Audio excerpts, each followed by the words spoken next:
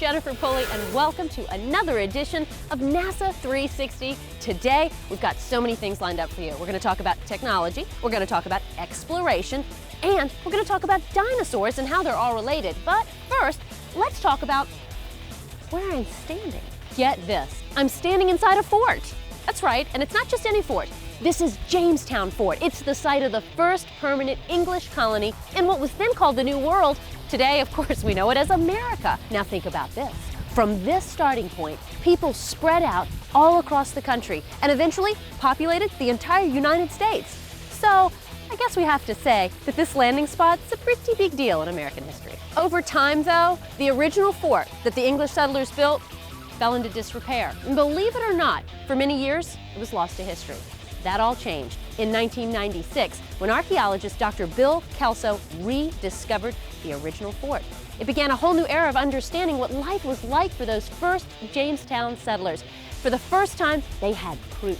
Using old writings, drawings, and now a handy trowel for digging, Dr. Kelso and his team discovered where the old fort was, and they began excavating the artifacts.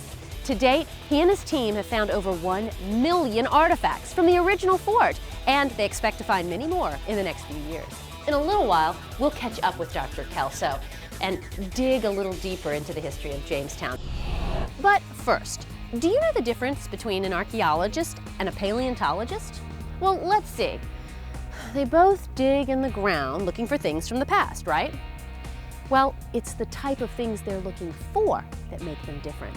You see, archaeology is the science of understanding human cultures, while paleontology is the study of prehistoric life forms. So basically, archaeologists spend their time trying to understand human history, while paleontologists generally look for fossils from before human history, like dinosaur bones. Got it? Luckily for archaeologists and paleontologists, tons of help is now coming from NASA. How? Well, one of the ways is through the use of remote sensing techniques. Remote sensing? Well, in the broadest sense, it's the use of a device to collect information without actually physically touching the object. Now, a great example of a remote sensing device we use every single day, our eyes. Think about it. You can detect objects around you without physically touching them. You simply use your detectors, or your eyes, to see the object, gather information about it. You're using remote sensing. There are many forms of NASA-sponsored remote sensing devices that are being used to help in archaeology and paleontology. Like, for example, there's something called ground-penetrating radar. This unique type of radar system can actually see objects in the ground without anyone having to dig them up. By using this, in combination with aerial photography and historical documents, NASA can help give researchers a much better indication of where to dig, what to preserve, and what areas to avoid. Satellites are another type of remote sensing tool being used by NASA researchers to help archaeologists and paleontologists. In fact, NASA archaeologist Dr. Tom Seaver has been using satellite data to help us understand why the Mayan civilization in Guatemala collapsed and how current populations may be able to prevent future disaster. Let me try to break it down for you. Between the 3rd and 9th century, the Mayan civilization in Central America flourished. But after about the 9th century, they collapsed, leaving archaeologists few clues as to why this once mighty civilization disappeared. This is where NASA comes in. Our remote sensing satellites can detect even small changes within the electromagnetic spectrum. So sand, cultivated soil, vegetation, and rocks each have distinctive spectral signatures, which are easily distinguished from each other. So, archaeologists can use info from the remote sensing satellites to quickly target specific areas of interest, then send teams to that area to validate the findings. Dr. Seaver and his team have already found several previously undiscovered sites and feel confident that they know where others are, thanks to NASA's remote sensing satellites. That is how NASA is helping researchers find old ruins. But remote sensing satellites are also helping us understand why the Mayan civilization may have disappeared. Today, the Patan rainforest in Guatemala is covered with trees and is not heavily populated. But it was not like this during the peak of the Mayan civilization. In fact, during that time, this region had a population of about 2,000 people per square mile, which is about the same as current-day Los Angeles. With a population that large, the Mayas had to farm huge areas of land. To do this, they employed a technique called slash and burn, which eventually destroyed virtually every tree for hundreds of miles. Computer models show that as the trees disappeared, so did the rain, which caused temperatures to increase by 5 to 6 degrees. All of these shifts may have caused malnutrition and disease, which in turn contributed to its collapse. This information is especially important for us today because slash and burn techniques are once again being used in the areas that were once Mayan strongholds. Understanding what happened to the Mayas may dissuade current generations of farmers from following the same destructive path.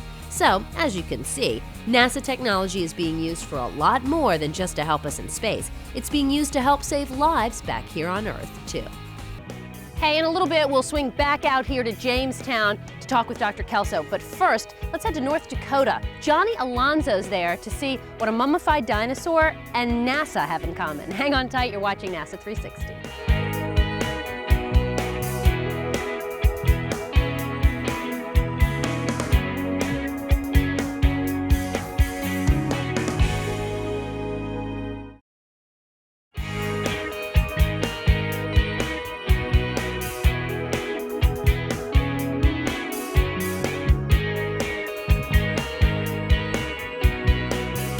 Hey, how's it going? Let me ask you something. Have you ever seen a real dinosaur? And I'm not talking about one of those dinosaurs you might see in the movies or even the skeletons in the museums. I'm talking about a real dinosaur with skin, muscle, and bones. Yeah, it might be hard nowadays considering the fact that dinosaurs lived, what, hundreds of millions of years ago. But what if I told you that researchers found a dinosaur just like that? Would you believe it? Well, if you said no, you better start believing. Because a few years ago, researchers found an actual mummified dinosaur that was still intact from the skin, to cartilage, to muscle. A mummified hadrosaur named Dakota is so unique in its discovery that it's changing what researchers thought they knew about dinosaurs. I rolled out to Bismarck, North Dakota to speak with my buddy Dr. John Hoganson about this amazing discovery and to find out how NASA is helping unearth more clues. All right. Oh, wow, are you kidding me? Yeah, this is the This is so cool. this is the tail section of the duck-billed dinosaur called Dakota, and it's being prepared here at the North Dakota Geological Survey Preparation Laboratory here at the Heritage Center in Bismarck. This is something else. Wow. So Doc, how was this dinosaur found? Well, this fossil was found in 1999 by Tyler Leeson down in Marmarth, North Dakota, which is in the southwest corner of the state.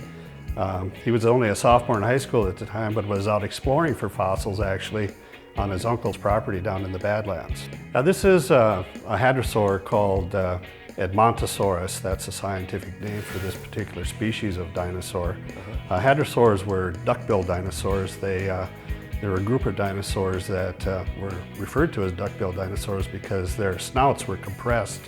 And it's very similar to a modern duck. So what is so unique about this fossil? Well, you know, generally paleontologists, when we're out exploring for fossils, will only find individual bones or fragments of jaws or things like that. Okay. This particular dinosaur called Dakota is not only a complete skeleton, but it's very unique because the skin is actually preserved on this animal. So the entire skeleton appears to be wrapped in the skin that it was enclosed in. This is called a mummified dinosaur, but it's not a mummy in the sense of what we generally think about, like an Egyptian mummy that has been embalmed for preservation. The skin on this animal is actually preserved because it's been replaced by a mineral called siderite, which is an iron carbonate kind of mineral, which is very hard and has preserved the skin. All right, so how did NASA get involved with this dinosaur discovery? Well, researchers needed a way to scan through all the layers of rock to see all the dinosaur, and since this thing weighs about 10 tons, they needed a really, really big scanner. Well, you know, when we usually find these fossils in the field, we generally just find the bones, the skeletons, and it was determined early on during the excavation process that this particular dinosaur was covered in skin. So it was decided to take these skeleton blocks out still entombed in the rock. So big blocks of rocks were removed. And At that point, it was decided that the best technology to use to determine the position of the bones in the rock and the completeness of the skeleton was to use CAT scan technologies, and that's where NASA was asked if they could help with this. And it's been a very good approach, because with this tail block that we're working on right now, we, through the CAT scan technology, are able to know where the bones are before we actually start digging through the rock matrix. Luckily for these guys, NASA operates the largest CT scanner in the world. Located at a Boeing facility in Canoga Park, California, this scanner's first priority is to inspect large space shuttle parts. Well, the task for Dakota was not all that different. So they loaded Dakota on a truck and shipped it off to California. When it arrived, the scanner was able to penetrate the dense iron carbonate that surrounded the dinosaur's tail section, and right away, researchers saw bones, tissue, and cartilage. Well, since I've been a paleontologist, which has been a few years, there's been a lot of technological changes and advancements that have really helped the science. In addition to the CAT scan technology that we've been talking about here, there's a lot of remote sensing type of technologies that are available to us now, global position systems, mapping, LiDAR kinds of laser mapping, various other kinds of technologies that assist us in the field actually locating and positioning the fossil finds, because it's very important to us to know where in the rock column the fossil is found, and also, of course, the geographic position of the fossil.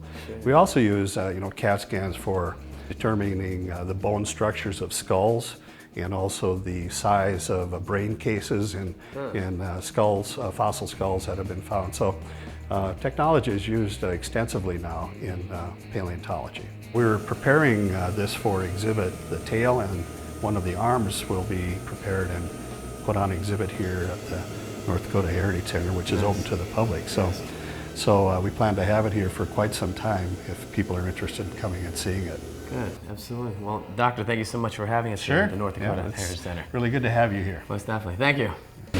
Hey, in a little bit, I'm going to tell you how NASA's bringing history to life on the Lewis and Clark Trail. So don't go anywhere. It's coming right up. You're watching NASA 360.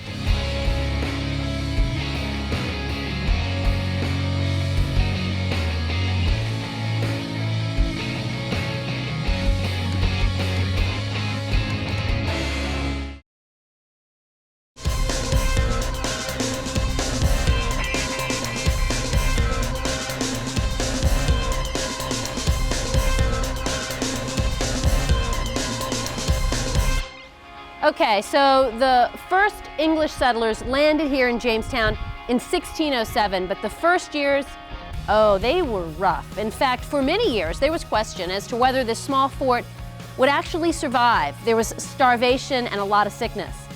But thanks to some local Indians and some resupply from England, this small little fort held on and it began to flourish. In fact, from 1612 to 1698, Jamestown was the capital of the whole country. That changed when a fire swept through the State House and it forced the capital to be moved to Williamsburg. Just a few years later, Jamestown was gone, both physically and in memory. Over the centuries, people believed that the old fort and all of its artifacts had actually washed away into the James River. But that all changed in 1994, when the Association for the Preservation of Virginia Antiquities, or for short, the APVA, commissioned an archaeological dig in the area where the original fort was thought to be. Why? Well, APVA lead archaeologist Dr. Bill Kelso believed the original fort had not been washed away at all. He had a hunch that he knew where to find the fort, and this old church had something to do with it. The reason that I started digging where I did was that the church, there's a church tower here that's the only original above ground part of Jamestown, 17th century, and the church was originally in the midst of the fort. Right. One of the records said this, so well, it ought to be around here somewhere, so starting near the church was the key. And it was an area that had never really been looked at before, ironically enough. It's high ground. It's really made sense now that we know where the fort is. Can you walk me through the kind of the excavation process, the recording? We were talking a little bit about the technology, and then where do the artifacts go from there? Well, artifacts are removed from their soil, and once we understand the context, we call it, where they're found, they're taken to a lab and they're washed, and then some of these, like these iron objects, would have to be conserved. Some things, probably 1 or 2% of what we have here will go on exhibit. We have a museum here, and there are other traveling exhibits and other things that we do just to tell the Jamestown story. Would you believe that? How are we going to do this? Oh my God! It's all metal down to here. That's why it's lasting. That's Lord Delaware's. That comes over to Lord Delaware. Dr. Kelso, how long have you been an archaeologist? Well, I started probably 1607, something like that. Wow, you look 45. great. Thank you very much. Wait, over 400 years old. Gosh. It's been a while, 45 years, I guess I would say. Yeah. All right, so in that time, in those 45 years, tell me, what have you seen, what changes have you seen, technological advances? Well, the archaeology. major technological advance, you would think that we would have invented X-ray vision, and we'd save a lot of digging. Right. But that hasn't happened. There are certain machines that can give you some reading below ground without digging, remote sensing. But what I think the breakthrough has been in recording, the record of archaeology, because archaeology, I think in the past, is something that's viewed as destructive. But now we have the technology through a GIS program that we can record almost in 3 dimensions. And we're close. And if you can record in 3 dimensions, then you can actually replicate the site again digitally and re-look at it. That still doesn't replace just blood, sweat, and tears. I mean, it's just down, it's digging, it's stooping, it's using our main instrument here is just this small shovel, and it takes a long time to dig out a hole like this with something like this. And but we have to do that so that we don't disturb artifacts. So tell me about some of the amazing things you found. Well, we've found over 1 million artifacts in this project, but there are certain things that really do stand out. One of those things that stands out is a lead luggage tag with its destination stamped on it, Jamestown. This tag made the long journey from England to the New World on a wooden ship, then was discarded into the bottom of a well. After its rediscovery, 400 years later, it would again be making a long trip, this time into space. To help celebrate the 400th anniversary of Jamestown, this lowly luggage tag was placed aboard the space shuttle Atlantis, where it traveled nearly 6 million miles around the Earth. After the space flight was over, the tag was returned to Jamestown, where it went back on display in the Jamestown Archaearium with other artifacts from the old fort. I think it really highlights the sort of age-old exploration process that in 1607, you had to get the vehicles, you had to raise the money, you had to get the political things in order, the charter to come to Virginia, and dress appropriately with armor and closed helmets, and because it was an alien environment, you had to put some kind of it is almost like a space station, here, or an outpost to begin to explore an unknown environment in Virginia, And NASA's continuing to do that. Right, and here's the colonization of the moon, and what are the problems? Well, you got to get there, you got to have the right vehicles. What do you take with you? How do you survive in this alien environment? You put an artificial surface around you, and you dress appropriately. So it's really an age-old thing, this whole psychological need to explore, a spiritual need to explore, I think, is still today just as it was at the time of Jamestown. All right, so let's talk a little bit about this correlation between the early explorers, your explorer, and then the future explorers. Well, I'm kind of an explorer of explorers. There is explorers. I mean, we're trying to figure out what it was like to explore and to discover, and our project's called Jamestown Rediscovery. We're not discovering Jamestown, we're rediscovering it. And a good example is this space here, this was used as a laboratory to study the minerals and the iron ore of this new land, to see if it could be profitable to come here. Right. And so that's very similar to what I've read about explorations, especially on Mars. They send out vehicles and they do drilling and they look at the materials. And that's what was going on here. And so this space was where I'm sure the people that you heard of before, Captain John Smith walked around here. Maybe Pocahontas checking out the blacksmith shop. That is so cool. What an amazing job you have. Well, that's the payoff is to feel the place, to walk the places, to be in the places where these historical events happened. So then the events take on such much more meaning than if you just read them in textbooks. Earlier, Dr. Kelso mentioned the similarities between the 1607 Jamestown explorers and NASA's future space explorers. What about all the explorers in between? Guys like Daniel Boone, Neil Armstrong come to mind, as well as many countless others who have helped broaden our knowledge through exploration. Perhaps two of the most famous names in American exploration history are Lewis and Clark. You ever heard of them? They blazed a trail through the American West, mapping out their path as they went. So what do you think? Did NASA have anything to do with the Lewis and Clark expedition? Well, not the original trip, but NASA is helping out now. Johnny Alonso will tell you all about it. All right, so we've seen a lot today how NASA's helping archaeologists and paleontologists through remote sensing. These remote sensing devices have helped us unearth some really cool findings in places like Cambodia, Central America, and the American Southwest. And they've also helped along one of the most famous trails in American history, the Lewis and Clark Trail. To find out how NASA helped map this 200-year-old trail, I rolled up to Fort Manda, North Dakota, to where Lewis and Clark spent their first winter. Before we get into NASA's involvement, let's go back a few hundred years at the beginning of the Lewis and Clark expedition. Back in 1804, when the expedition began, we knew almost nothing about what was to the west of St. Louis. So President Thomas Jefferson commissioned Meriwether Lewis and William Clark to lead an expedition west to find the first all-water route to the Pacific Ocean. This was an epic journey, taking several years and 3,700 miles to complete. During this trip, they collected samples of plants and animals, met many of the different Indian tribes of the West, and brought back detailed data about the route that they had taken.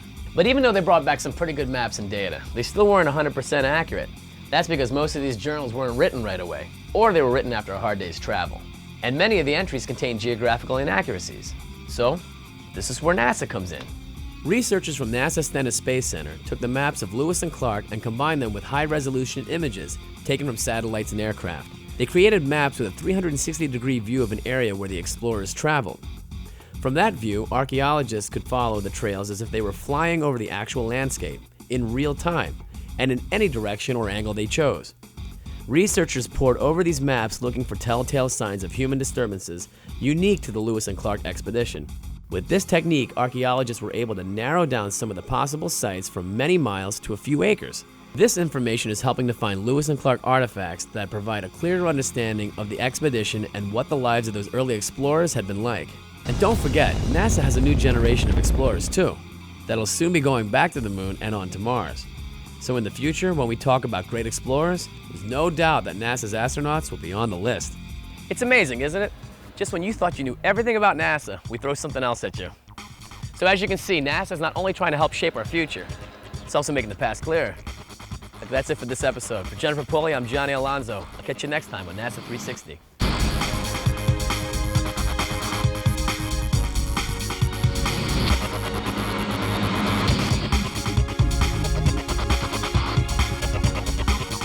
By dinosaur. That's right, it was still in. These remote sensing devices have helped us on. Two. Why? Well, APVA lead archaeologist Dr. Bill Kelso believed he thought. To find out how NASA helped. Two. That's right, a mummified hadrosaur named Dakota. Let's head out to North Dakota. Johnny Alonso is learning how NASA technology was used to unearth some really cool, really unique guys like Daniel Boone and Neil Armstrong may come to mind, as well as many countless